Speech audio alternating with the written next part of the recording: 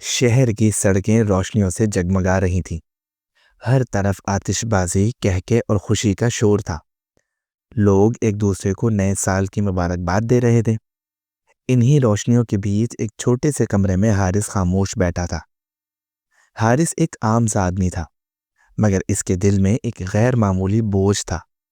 وہ پچھلے سال کو سوچ رہا تھا، وہ وعدے جو پورے نہ ہو سکے، وہ رشتے جو وقت نہ دینے سے ٹوٹ گئے، وہ الفاظ جو غصے میں کہہ دیے گئے اور وہ واپس نہ لیے جا سکے۔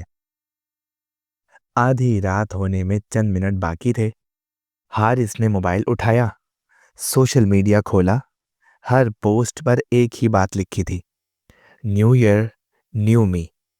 وہ تلخی سے مسکرایا اور بڑبڑایا، کیا واقعی ایک تاریخ بدلنے سے انسان بدل جاتا ہے؟ اسی لمحے دروازے پر ہلکی سی دستک ہوئی۔ دروازہ کھولا تو سامنے محلے کے بوڑھے مولوی صاحب کھڑے تھے۔ ہاتھ میں ایک چھوٹا سا لفافہ تھا۔ بیٹا، یہ مسجد کا چندہ ہے، تم پچھلے مہینے دینے کا کہہ رہے تھے نا، سوچا سال ختم ہونے سے پہلے لے لو۔ حارث شرمندہ ہو گیا، وہ وعدہ کر کے بھول چکا تھا۔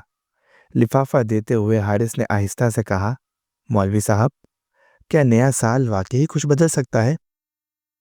بوڑھے مولوی صاحب مسکرائے اور بولے، بیٹا، سال نہیں بدلتا، انسان بدلتا ہے، اور انسان تب بدلتا ہے جب وہ خود سے سچ بولنا سیکھ لے۔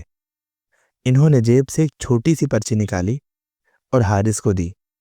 اس پر لکھا تھا، آج کس کا دل دکھایا، آج کس کا بوجھ ہلکا کیا، آج کسی کے لیے وقت نکالا، آج اللہ کا شکر ادا کیا۔ مولوی صاحب بولے، ہر رات سونے سے پہلے ان سوالوں کا جواب لکھا کرو۔ اگر جواب خالی ہو تو سمجھ لو دن خالی گزرا۔ 12 بجنے لگے، آتش بازی کی آواز گونجنے لگی۔ حارث نے کھڑکی سے باہر دیکھا، پھر پرچی کو دوبارہ پڑھا۔ اس نے موبائل بند کر دیا، ڈائری نکالی اور پہلی بار لکھا، نیا سال، میں آج سے شروع کر رہا ہوں، اس دن سے جب میں نے خود کو بدلنے کا فیصلہ کیا۔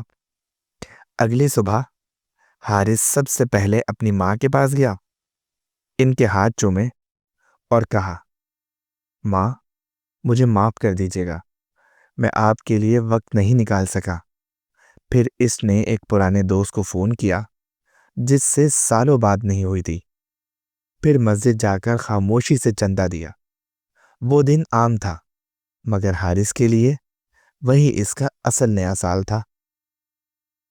اس کہانی سے ہمیں سبق ملتا ہے کہ نیا سال کیلنڈر بدلنے سے نہیں آتا، نیا سال تب آتا ہے جب انسان اپنے دل، اپنے رویے اور اپنی نیت بدل دیتا ہے۔